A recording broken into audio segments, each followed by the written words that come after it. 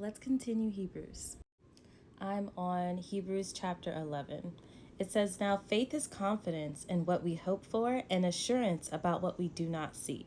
This is what the ancients were commended for. By faith we understand that the universe was formed at God's command, so that what is seen was not made out of what is visible. By faith Abel brought God a better offering than Cain did. By faith he was commended as righteous, when God spoke well of his offerings, and by faith Abel still speaks, even though he is dead. By faith Enoch was taken from this life, so that he did not experience death. He could not be found because God had taken him away. For before he was taken, he was commended as one who pleased God. And without faith, it is impossible to please God, because anyone who comes to him must believe that he exists and that he rewards those who earnestly seek him. By faith, Noah, when warned about things not seen, in holy fear, built an ark to save his family. By faith, he commended the world and became heir of the righteousness that is in keeping with faith. By faith, Abraham, when called to go to a place he would later receive as his inheritance, obeyed and went, even though he did not know where he was going. By faith, he made his home in the promised land like a stranger in a foreign country. He lived in tents, as did Isaac and Jacob, who were heirs with him of the same promise. For he was looking forward to the city with foundations, whose architect and builder is God. And by faith, even Sarah, who was past childbearing age, was enabled to bear children, because she considered him faithful who had made the promise. And so from this one man, as he as good as dead, came descendants as numerous as the stars in the sky and as countless as the sand on the seashore. All these people were still living by faith when they died. They did not receive the things promised. They only saw them and welcomed them from a distance, admitting that they were foreigners and strangers on earth. People who say such things show that they are looking for a country of their own. If they had been thinking of the country they had left, they would have had the opportunity to return. Instead, they were longing for a better country, a heavenly one. Therefore, God is not ashamed to be called their God, for he has prepared a city for them. By faith, Abraham, when God tested him, offered Isaac as a sacrifice. He who had embraced the promises was about to sacrifice his one and only son. Even though God had said to him, "It is through Isaac that your offspring will be reckoned," Abraham reasoned that God could even raise the dead. And so, in manner of speaking, he did receive Isaac back from death. By faith, Isaac blessed Jacob and Esau in regards to their future. By faith, Jacob, when he was dying, blessed each of Joseph's sons and worshipped as he leaned on the top of his staff. By faith, Joseph, when his end was near, spoke about the exodus of the Israelites from Egypt and gave instructions concerning the burial of his bones. By faith, Moses' parents hid him for 3 months after he was born, because they saw he was no ordinary child and they were not afraid of the king's edict. By faith, Moses, when he had grown up, refused to be known as the son of Pharaoh's daughter. He chose to be mistreated along with the people of God rather than to enjoy the fleeting pleasures of sin. He regarded disgrace for the sake of Christ as of greater value than the treasures of Egypt, because he was looking ahead to his reward. By faith he left Egypt, not fearing the king's anger. He persevered because he saw him who is invisible. By faith he kept the Passover and the application of blood, so that the destroyer of the firstborn would not touch the firstborn of Israel. By faith the people passed through the Red Sea on dry land, but when the Egyptians tried to do so, they were drowned. By faith the walls of Jericho fell after the army had marched around them for 7 days.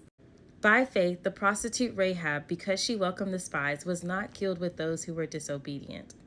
And what more shall I say? I do not have the time to tell about Gideon, Barak, Samson, Jephthah, and David, and Samuel, and the prophets, who through faith conquered kingdoms, administered justice, and gained what was promised, who shut the mouths of the lions, quenched the fury of flames, and escaped the edge of the sword, whose weakness was turned to strength, and who became powerful in battle and routed foreign armies.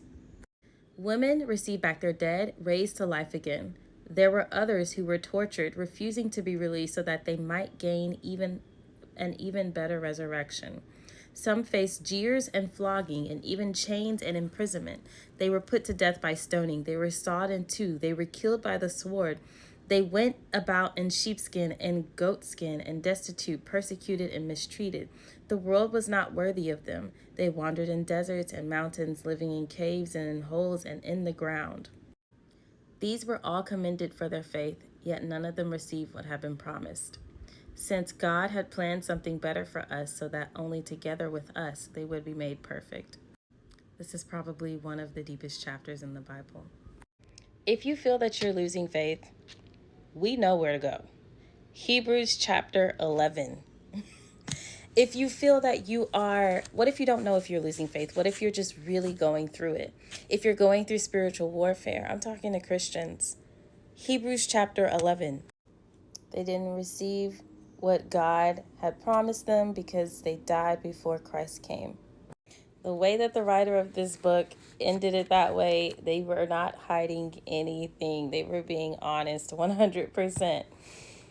But something to take from this chapter is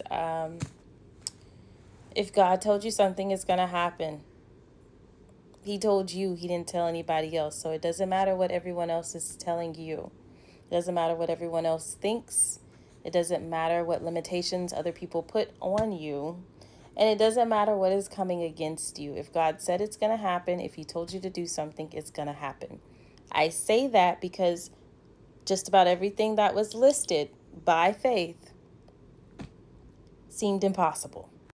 Voices are important. It's important which voices you listen to in certain seasons. If someone does not have faith in what God told you, it's a good sign that they are not supposed to come with you. What do you think everybody was telling Noah? What do you think everybody was telling Abraham? If anybody even knew.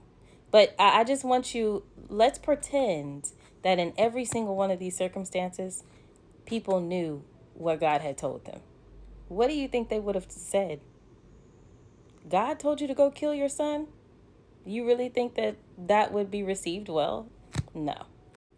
And we all know. I did a whole story or a whole reading on the story of Daniel. We already know how everybody around him felt. What if Moses' mom told her friends, I'm going to put my baby in this Nile River and he's going to float all the way over to Pharaoh's house. Somebody going to get him and he going to live. That doesn't make any sense. None of these things make sense. None of these things were for the human brain to understand. None of these things were logic. It's all supernatural. And this is the reason why it is so important for you to fall away from those religious spirits that tell you that God doesn't work in a supernatural way. Where would we be if Moses decided to say, I'm not doing that?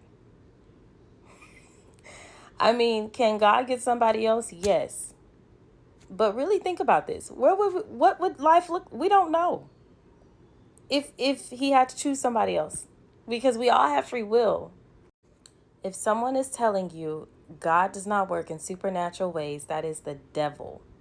He does not want you to believe it, because then you will not fulfill the destiny that God has predestined for you.